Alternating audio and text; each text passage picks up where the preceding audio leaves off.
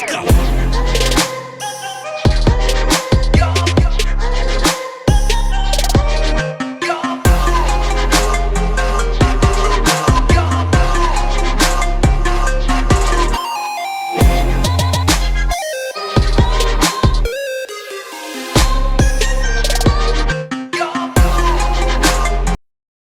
Hey everyone, I am MSK, aka Master Swag King, coming at you guys today with another video. And if you guys are a returning viewer or new viewer, then please consider subscribing to the channel and hit the like button, and also comment down below.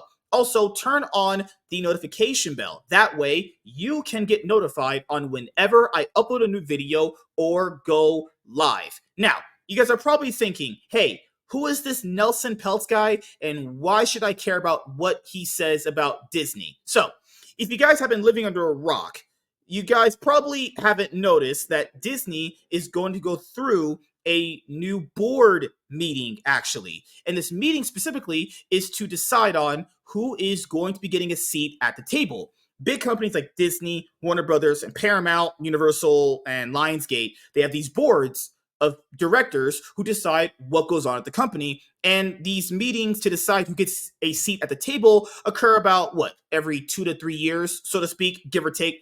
Might be different for each company, right? So Nelson Peltz wants a seat at that table of the board when they have that meeting come April 3rd, which is not too far away right now currently.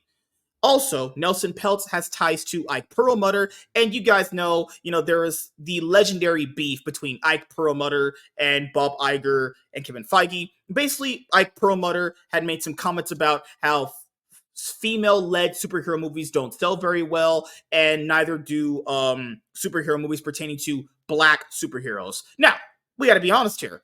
The black superhero one wasn't as really tested a lot because there's very few examples of it, right? But I agree with the female superhero movie comment that he made, because female superhero movies, the ones that we've gotten in live action, pretty much all suck outside of the Wonder Woman 2017 movie, So Nelson Peltz had an interview with the Financial Times, and he was asked about, the current state of Disney and their film department, around their animation, the MCU, right? But more or less so the MCU, because that's their biggest cash cow currently right now.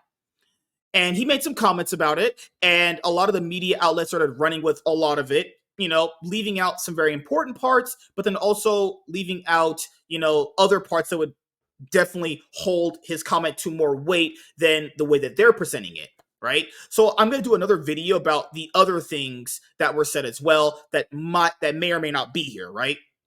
But let's be honest with ourselves. Disney, specifically with Marvel, has been dropping the ball a lot, actually, right? And we just had the Marvels come out. That was the biggest bomb for the MCU, right? No one was asking for a Captain Marvel 2 or anything related to Brie Larson, because Captain Marvel has extremely bad word of mouth, right? The only reason why Captain Marvel made $1 billion was because it was between Infinity War and Endgame, and it was marketed as something as a must-see before Endgame, okay? Now, when it comes to Black Panther, the first movie, made a lot of money. Now that was also because people liked the Black Panther performance from Chadwick Boseman from Captain America Civil War. They set him up very, very well, and in his next movie, he did very well at the box office, as well as people just liked Chadwick Boseman as Black Panther. They also released Black Panther in February, which is Black History Month, right? Now, keep in mind, the sequel to Black Panther did not... Okay, so on the surface level, it did well at the box office on the surface level. But if you factor in the marketing, the budget, and all the other expenses, it didn't do so well. I mean, they were looking for $1 billion movie from Black Panther, Wakanda Forever, and they did not get that. And I think they didn't get that specifically because they did not recast Chadwick Boseman as Black Panther.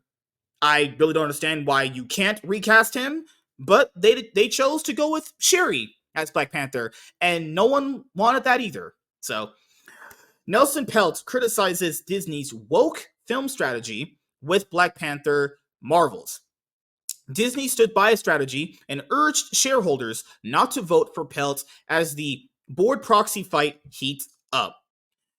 As the Disney board proxy fight nears its deciding day, activist investor Nelson Peltz is taking aim at what he calls the company's woke film strategy, particularly as it pertains to Black Panther and the Marvels. Now, Nelson Peltz, if you read the Financial Times interview he had, he actually says he's not an activist investor. Okay, that's something the media is running with. He literally was asked, you get called a activist investor by the media, and he literally said, I am not an activist investor, because as you guys know, the word activist has pretty bad, connotation to it. In a recent interview with the Financial Times, Peltz questioned the leadership of Marvel chief Kevin Feige and the larger movie strategy under Disney CEO Bob Iger. And yeah, I agree. If Kevin Feige is having the string of flops and underperformances at the box office, I mean, his leadership strategy should be called into question. Keep in mind this, guys. Bob Iger and Kevin Feige were pushing for a lot of this diversity stuff in the MCU because I think they said it felt too male dominated, which is what? They were people understand the MCU was kind of heading into this direction because the people that were leading it were already trying to set it up to be a failure, right? We know this because Perlmutter blocked a lot of that stuff, and I'm being honest here, I'm glad he did, actually. Though he said he did not want either leader unseated, Peltz is outwardly campaigning to take the board seats of current members of Michael B.G. Froman and Maria Elena. He questioned how long Feige should remain and what the strategy should be moving forward. Yeah, that's not a bad thing to question. Where is the MCU headed? We knew where it was headed in the first three phases when it came to the Infinity Saga with Thanos, but this is called the Multiverse Saga. I mean, they had the San Diego Comic-Con 2022 thing where this next phase was named the Multiverse Saga, and we've really gotten nothing from it, honestly, People go to watch a movie or a show to be entertained. Peltz said in the interview, they don't go to get a message. Yes, and there's going to be people out there that are going to read that and go, oh my God, this guy and his comments. But it's bro, the average person is thinking this. The average person watches a movie or a TV show just be entertained. They do not care about what level of fucking pronouns you want to be saying you want people to refer you to, or any other bullshit you're trying to shove down their throat. They just want to go to be entertained. That's it. He also said, why do I have to have a Marvel movie that's all women? Yes, I agree. There shouldn't just be an all-woman Marvel movie, because let's be honest here, guys, no one's going to watch that. Oh my God, it's almost like we just had one of those and no one went to go see it, actually. And what I mean by all women, I mean the main cast, right? The main cast of the Marvels, all women, nobody cared to watch it. That's what happened. Happened with Birds of Prey. No one went to watch Birds of Prey. Had all women in it. Just saying. Not that I have anything against women, but why do I have to do that? And I know a lot of people are going to read that and go, well, you shouldn't have to say you have anything against women. This is the problem with that, guys. And I'll explain it to you. People are going to make that distinction no matter what, right? So what people generally do is they say, hey, I don't hate this group of people, or whoever, right? But the thing is, people are going to make that distinction anyway, because based off what you say next, they already think you hate them. So the preference of, hey, I don't hate women is not a bad preference to say, because, well, the average person does not hate women, actually, right? They're just saying, hey, I'm going to probably take some backlash for this, but I'm saying this because I don't actually think this, but the next thing I say might tell people otherwise. But the thing is, I don't really think people have anything against women in general. I think a lot of that is just, really pushed on and really over-exaggerated. I myself don't hate women either. I love women. I like licking some shredded lettuce, actually. But let's be honest here. Even women aren't interested in watching other female superheroes. They're just not, actually. Why can't I have Marvels that are both? Why do I need an all-black cast? He later said in the interview. He's probably referring to Black Panther. Black Panther 1, I'm pretty sure, is all-male cast outside of that one white guy that was from S.H.I.E.L.D. I haven't saw Black Panther 2, so I can't really comment on that. But yeah, you don't need either or. You need the best people for the job. But I will say to this one is that yeah, you're not going to be getting a movie of all female Avengers. You don't need that because no one's going to watch it. That would be a definite bomb.